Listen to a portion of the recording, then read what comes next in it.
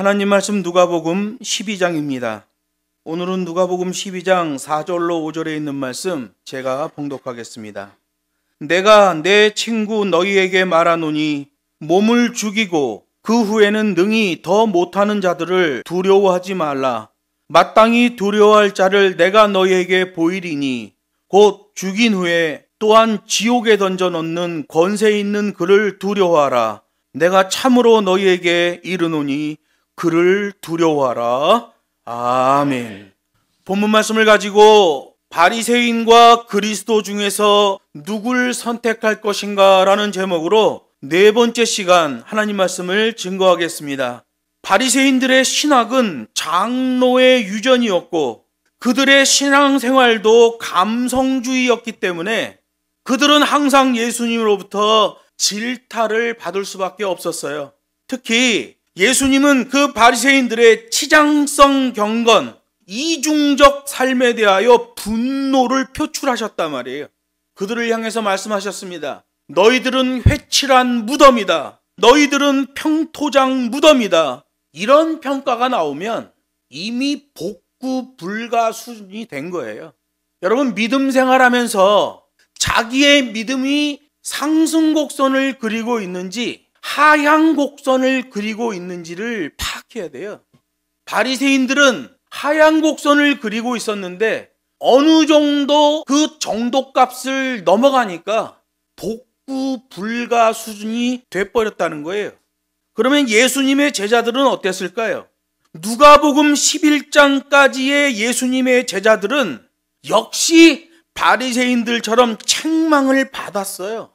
예수님의 제자가 되어 예수님을 따라다녔는데도 계속해서 헛발질하고 이상한 행동, 이상한 말을 하니까 예수님께 책망을 들었죠. 우리가 성경을 보면서 알게 됩니다. 그 시대가 그랬다. 그 시대 사람들의 풍토가 그랬다. 그 시대 사람들의 그 흐름이 그랬다. 왜 그래요? 누구 때문에 이래요? 가르치는 자 바리새인들. 그들의 삶이 왜곡돼 버리니까 가르침도 왜곡돼 버리고 그 가르침을 받은 사람들도 왜곡돼 버리고 그 시대 전체의 흐름이 그 모양이 됐다는 거죠. 그래서 그 시대를 살고 있던 예수님의 제자들도 바리새인의 쓴뿌리의 현상이 그들의 삶에서 불쑥불쑥 튀어나오는 것을 보게 되는 거예요. 자기 중심적 감성주의 때문에 서로 누가 크냐로 싸웠어요. 예수님의 제자들이. 자기가 먼저 상석에 앉으려는 그런 바리새인들의 못된 습관이 제자들 사이에서도 나왔다는 거죠. 왜 그래요? 잘못된 신학, 잘못된 욕심. 그런데 여기 누가복음 12장부터는 예수님의 제자들에게 사명적 변별어가 적용되면서 방향전환의 미세한 변화가 시작되고 있다는 거예요. 제자들이 뭘 잘해서 그런 게 아니에요. 온전히 예수님에 의해서 예수님이 그들에 대하여 너희는 이라고 평가해 준단 말이에요. 그 자리에는 군중들도 있죠. 바리새인도 있죠. 예수님의 제자들도 있어요.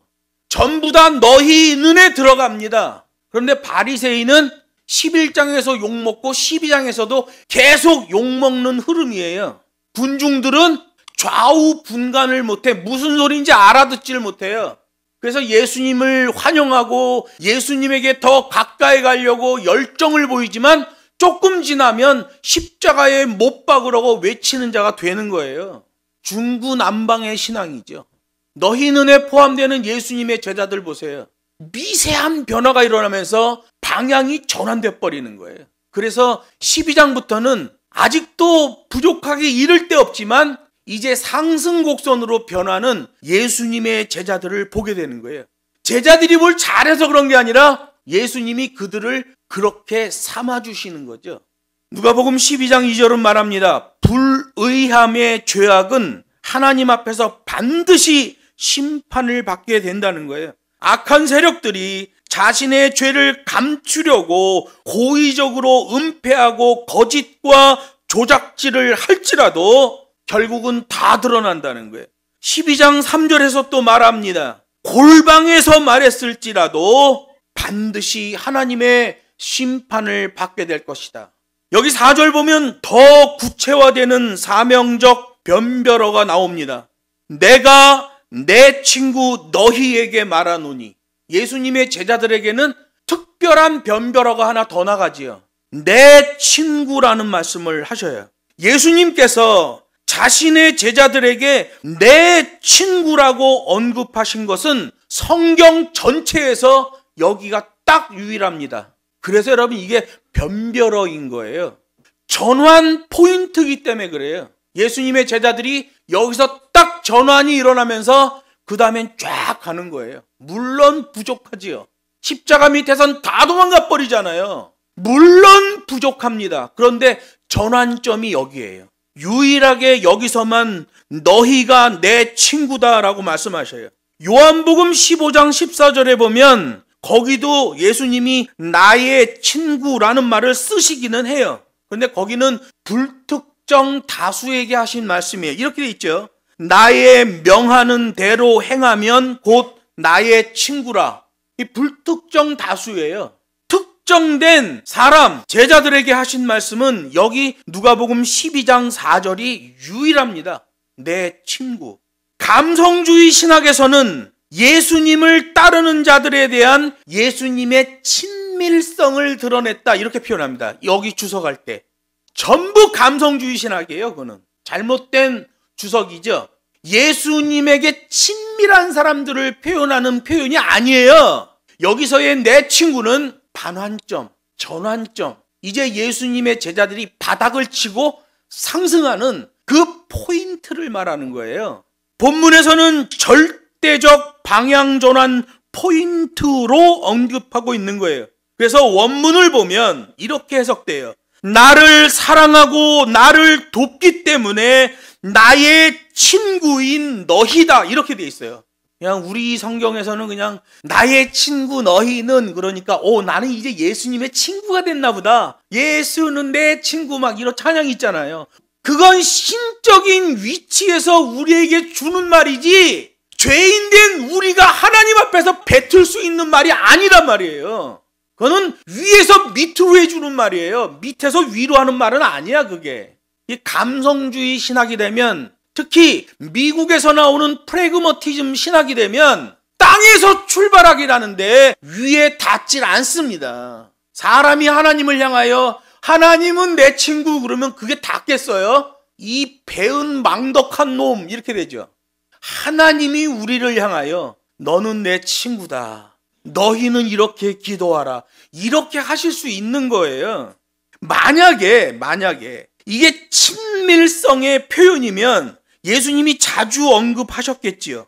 그런데 여기서는 유일하게 단 한 번만 나오는 직접적이고 구체적인 내용이에요. 그래서 원어 단어를 보면 영어로 그대로 해석하면 동업자라고 돼 있어요. 우리말로는 친구라고 번역해놨는데 원문 그대로 번역하면 동업자가 맞아요. 그래서 영어 성경에 보면 unassociated 이렇게 돼 있어요. 동업자예요. 어떤 동업자예요? 예수님을 사랑하고 예수님을 돕기 때문에 예수님이 친구처럼 여겨주는 동업자인 너희예요. 여러분 성경 말씀을 감성주의로 해석하면 망합니다. 성경은 계시의 말씀이요 법과 식의 말씀이기 때문에 그래요. 바리새인이 잘못되니까 그 시대를 살아가는 모든 사람들이 잘못되듯이 이 시대에도 어느 목사 하나가 감성주의적 해석을 해버리고 그렇게 설교해버리면 모든 사람이 다 오염돼 버리는 겁니다. 예수님은 자신의 12 제자들에게 결정적이고 유일회적인 방향 전환의 포인트를 주시면서 사명자로서의 자세에 대하여 언급하시는 거예요. 이렇게 말해요. 몸만 죽일 수 있을 뿐 그 다음에는 아무것도 못하는 자들을 두려워하지 말라 이렇게 말씀하셔요. 본문 상황에서 지금 이 바리새인들은 분기탱천하고 있잖아요. 그들이 그 시대 유대 종교 권력을 틀어쥐고는 자신들 마음대로 온갖 종교적 폭력을 행사하고 있었단 말이에요. 그들의 권세는 사람의 마음을 괴롭히고 사람의 몸에 고통을 가하거나 사람의 몸을 죽게 하는 것까지일 뿐이라는 거예요. 그들이 당시 유대 종교 권력을 쥐어틀고 온갖 폭력질을 하고 있는데 그들의 최대치는 사람의 몸을 죽이는 정도까지만 할 수 있다는 거예요. 그래서 제자들 입장에서 보면 지금 예수님이 유대 종교 권력자인 바리새인들로부터 당하는 위협이 만약에 자기들에게 돌려질 경우에 자신들의 입장에서는 도저히 바리새인들로부터의 공격을 감당할 수가 없다. 넘사벽이다. 도저히 예수님이 바리새인들로부터 당하고 있는 핍박을 바리새인들이 우리를 향해서 핍박한다면 우리는 당해낼 재간이 없다. 라고 체감을 하고 있잖아요. 육체적인 입장에서 보면 살아있냐 죽어있냐가 매우 중요한 일이기는 하더라도 그것보다 더 중요하고도 근원적인 문제는 그의 영혼이 살아있냐 그의 영혼이 죽어있냐 이게 중요하다는 거예요. 그래서 여러분 자기 자신의 영적인 상태가 상향곡선을 그리고 있는지 하향곡선을 그리고 있는지를 파악해야 돼요. 날로 더욱 귀한 하나님의 성도로 무르익어가고 있는지 맹숭 의미 없는 상태로 지속되고 있는지를 살펴봐야 된다는 거예요. 세상적인 기준에서 보면 지금 바리새인들이 일제히 일어나 분기탱천하며 달려드는 게 두렵게 느껴지기는 하지만 하늘 기준에서 보면 유대 종교 기득권을 휘두르며 횡포를 일삼는 그들이 하나님으로부터 심판의 철퇴를 맞게 될 것이다 라고 성경이 말하고 있는 거예요. 그렇기 때문에 땅 위에 살아있는 인생들이 진정 두려워할 것은 천지의 주제가 되시는 하나님이시라는 거예요. 세상 악이 아무리 강력한 핍박을 할지라도 두려워하지 말라는 거예요. 누가복음 21장 17절로 19절에 이런 말씀이 있어요.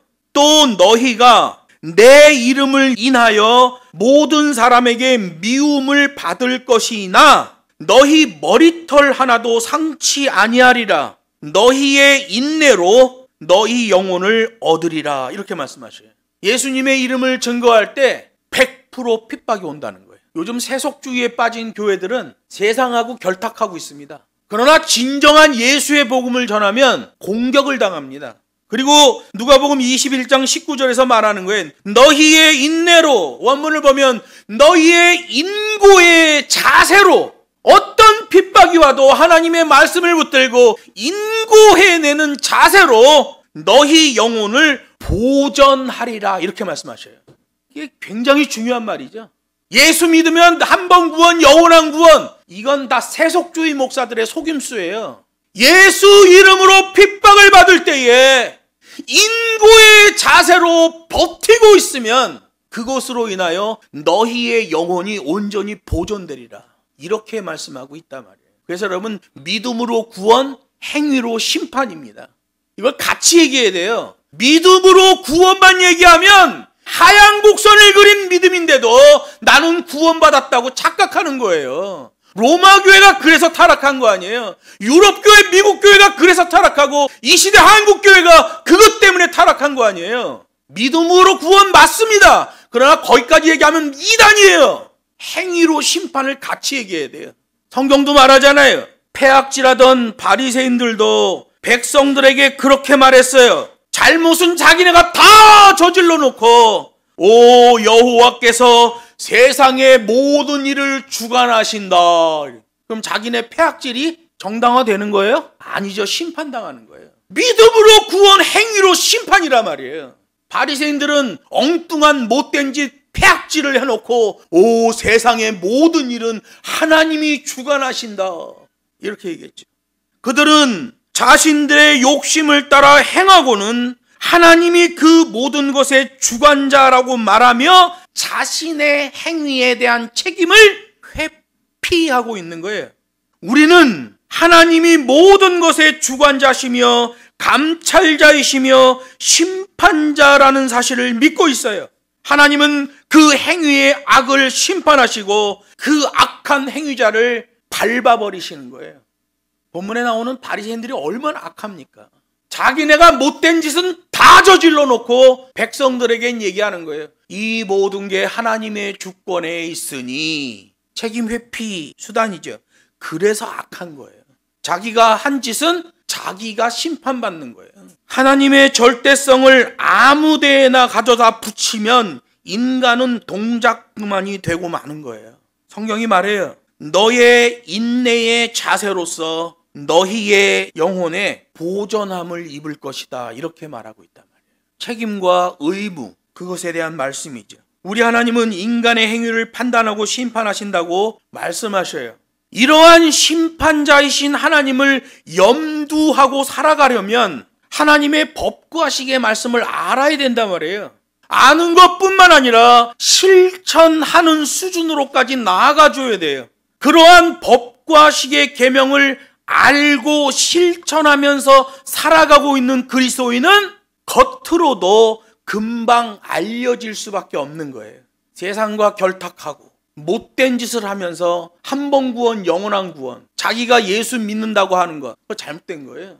제가 예전에도 얘기했잖아요. 영끌, 이건 죄악이다. 2년 지났어요. 이제 노도강 지역, 노원구, 도봉구, 강북구, 거기 경매물건 지도를 보세요. 그 지역 자체가 이 점으로 된 한 집 한 집 표시가 새빨갛습니다. 죄다 경매로 나온 거예요. 왜? 영끌했거든. 일확천금을 한번 잡아보려고 못된 짓을 했거든. 제가 노원구에 아는 교회가 여러 교회가 있어요. 그 목사님들하고 만나면 그런 얘기 하는 거예요. 아이고, 우리 교회 젊은 집사 부부들이 난리가 났다고. 그냥 몇 억씩 은행에서 빌려다가 아파트를 샀는데 소위 영끌이죠. 지금 다 망해갖고 교회 안 나오는 사람도 많고 그냥 세상으로 나가고 술 먹고 난리가 났다는 거예요. 영끌은 죄예요. 제가 예전에 영끌은 죄라고 설교했더니 막 분기탱천해가지고 나한테 막 대드는 사람이 있더라고. 아, 우리가 돈 좀 벌어야죠. 막 뭐로 가도 한양만 가면 된다는 한국의 속담은 잘못된 거예요. 한양에 옳게 가려면 출발도 올바라야 되고 과정도 올바라야 되고 결과물도 올바라야 돼요. 우리 기독교는 그런 거예요. 그런데 기독교인이 세상에 유혹이 되고 세상의 미혹에 빠져버리면 영끌이 죄인지도 모르고 그 짓을 한단 말이에요. 더 혼란스러운 것은 그런 영끌에서 집을 마련한 집에 목사들이 신방 가서 하나님이 축복해 주시니 감사합니다라고 기도하는 거예요. 2년 만에 다 망했잖아요. 목사들은 바리새인들처럼 세속주의에 빠지는 감성주의 신앙을 가지면 안 돼요. 성경에서 말하는 하나님의 신학을 가지고 있어야 돼요. 그래야 성도들을 올바로 굳게 세우고 주님이 원하시는 그 길을 걸어갈 수 있게 만든단 말이에요. 하나님의 법과식의 계명을 알고 실천하며 사는 그리스도인은 그 삶이 겉으로 드러나요. 그래서 증인이 되는 거예요. 그래서 예수 그리스도의 향기를 내는 기독교인이다 라는 말이 나오는 거예요. 이 말씀은 지금 중차대한 방향 전환점에 서 있는 제자들에게 시금석과도 같은 기준이 되는 말씀이에요. 장차 심판대 앞에 서게 될 모든 인간들에게도 심판의 기준이 된단 말이에요.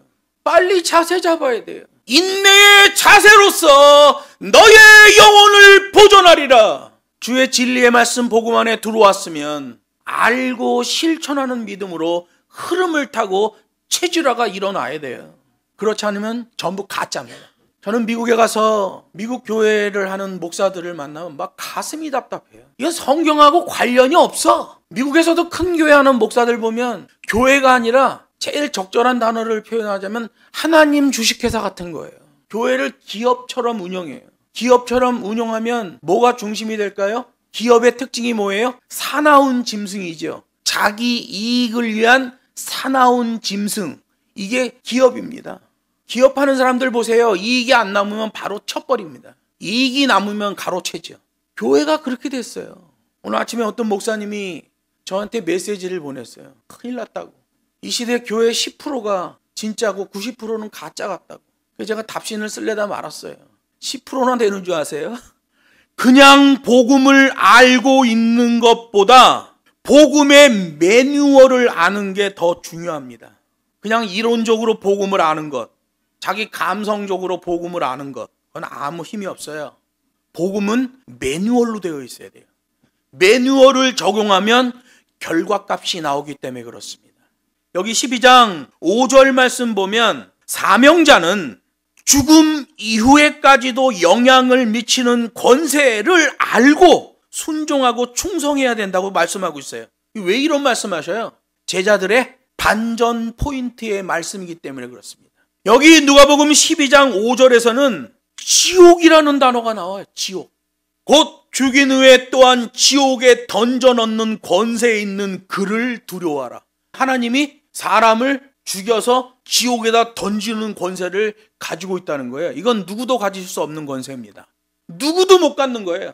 사단은 미혹하는 것까지는 하지요. 죄에 빠지게 하는 것까지는 해요. 그러나 사단이 사람을 지옥에 던지는 게 아니에요. 하나님이 지옥에 던져요. 나중에 그 사단도 하나님이 지옥에 던져버리시죠. 자유주의자들은 지옥을 단순한 윤리적 의미라고 가르쳐요. 지옥이 존재하지 않는다는 거예요. 그냥 윤리적 의미라는 거죠. 자유주의 신학자들입니다. 그들의 말은 이런 거예요. 어린애가 울 때 어른들이 이렇게 얘기하죠. 야, 너 자꾸 그렇게 울면 호랑이가 내려와서 잡아간다? 지금 호랑이가 와서 잡아가지 않죠. 근데 애는 공포에 질리는 거예요. 호랑이가 와서 자기를 물어간다는 생각을 하는 거죠. 자유주의자들은 그렇게 얘기하는 거예요. 지옥은 실존하는 게 아니라 단순한 윤리적 의미다 라고 말해요. 그러나 성경은 지옥이 실물이다 라고 말씀하셔요. 왜? 그 사람이 죽은 다음에 하나님이 그를 지옥에 던져버리신단 말이에요. 자유주의자들은 요한계시록도 단순한 묵시문학이라고 가르칩니다. 그래서 요한계시록에 나오는 내용은 실제로 역사 속에서 벌어지는 일이 아니라 전설의 고향 같은 얘기다. 성경은 뭐라고 말합니까?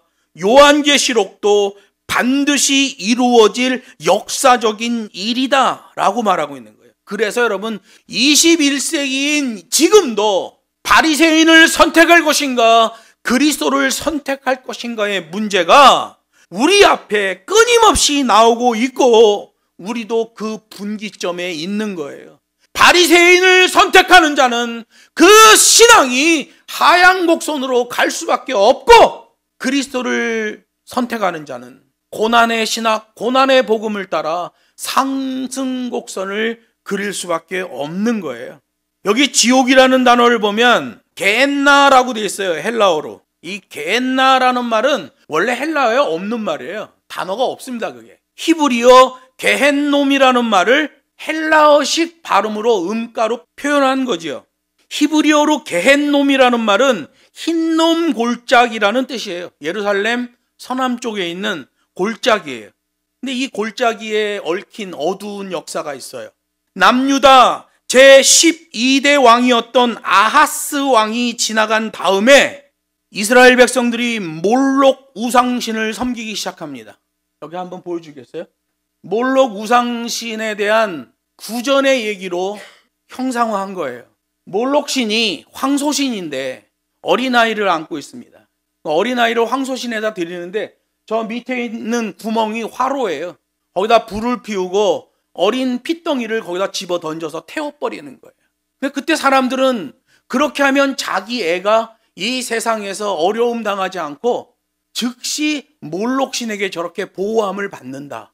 자기 애가 타서 죽는데 그렇게 몰록신을 섬겼어요. 이스라엘 백성들이. 그래서 몰록신 우상은 그 형상이 황소처럼 되어 있었고 어린아이는 황소 우상의 팔, 품 속에 그 불구덩이에 던져지게 된 거예요. 아하스 왕이 죽은 다음에 왕들 3대가 지나는 150년 동안 이 몰록신 우상 숭배가 지속됐어요. 아하스, 히스기야, 므낫세, 아몬, 요시야. 특히 므낫세 때는 이사야 선지자가 거꾸로 매달려서 톱질을 당해서 반쪽아리로 쪼개져서 죽습니다. 사람들은 히스기야가 기도해서 생명 연장 15년 받은 것 박수치고 아멘 좋아하지만 그거 연장된 것 때문에 낳은 아이가 므낫세예요. 남유다의 최악의 왕이 나왔죠. 여러분 하나님 말씀은 정확합니다. 사람이 개인이 생명 연장받았다고 좋아할 게 아니에요. 최악의 왕이 나오고 가장 큰 대선지자 이사야 선지자가 거꾸로 매달려 톱질을 해서 죽여버리잖아요. 그 시대가 몰록 우상을 섬기는 시대예요. 시간이 지나면서 황소 우상이 염소 우상으로 바뀌어요. 여러분이 봤을 거예요. 바포멧. 지금도 염소 우상을 섬기는 사람들이 미국에 많습니다. 그래서 미국에서 연간 한 6천 명가량의 애들이 실종돼요. 못 찾아, 애들을 어디 갔는지. 심증이 가지요. 물증은 없어요. 심증이 이 바포멧 우상 숭배자들이 어린이들을 유괴해서 지금도 태우고 있다라고 생각하는 거예요. 그리고 이런 가수들은 저 휘장이 바포멧 휘장이거든요. 머리에 쓸고 있는 게. 일반 사람들은 모르죠. 저거 보면 뭐냐 저게. 바포멧입니다. 바포멧을 형상화한 거죠. 단끓여. 얼마 전에 영국 여왕 엘리자베스가 죽었을 때 바포멧 우상 숭배자들이 엘리자베스 여왕의 장례를 집전했습니다. 우리나라 온누리교회 하용조 목사가 죽었을 때 일루미나티 목사들이 그의 장례를 집전한 것과 똑같습니다. 서울 온누리교회, 우리나라에서 얼마나 유명하고 전 세계적으로 얼마나 유명합니까? 거기서 나오는 생명의 삶이니 뭐니 목사들이 얼마나 많이 구독을 합니까? 교인들이 얼마나 많이 구독합니까? 깨어있지 않으면 망하는 거예요. 이 바포멧의 원조가 몰록입니다. 흰놈 골짜기에서 행해지던 이 어린아이 불태우는 우상숭배, 아하스 왕 이후 BC 726년부터 577년까지 150년 동안 진행된 우상숭배예요. 그러다가 요시야 왕 때의 종교개혁으로 몰록 우상숭배가 근절돼 버려요. 열왕기하 23장 16절에 그 사건이 나와요. 요시야 왕이 이 몰록신에게 들여져서 뼈다귀만 남은 아이들의 유골을 다시 몰록신 제단에서 올려놓고 불살라버립니다. 경멸의 의미죠. 이 몰록신을 경멸한다. 이미 거기서 제사가 드려져서 해골된 애들을 해골을 추려서 몰록신 우상 안다 집어넣고 다시 불질러 버린 거예요. 종교 개혁이 일어난 거예요. 그랬더니 하나님 말씀이 이렇게 말해요. 열왕기하 23장 16절에 보면 여호와의 말씀대로 되었더라. 여러분, 세상의 악은 몸을 죽이는 것까지만 할 수 있는 권세예요. 죽은 다음에는 그 몸을 죽인 권세가 뭘 할 수가 없어. 그 다음에는 어느 권세에 의해 움직여져야 돼요? 몸을 죽일 뿐만 아니라 지옥에까지 던져버리는 권세, 하나님, 거기에 통치를 받게 되는 거예요. 이 흰놈 골짜기 우상숭배가 요시야 왕 때에 근절됐지만 그 땅은 저주의 땅으로 간주돼요.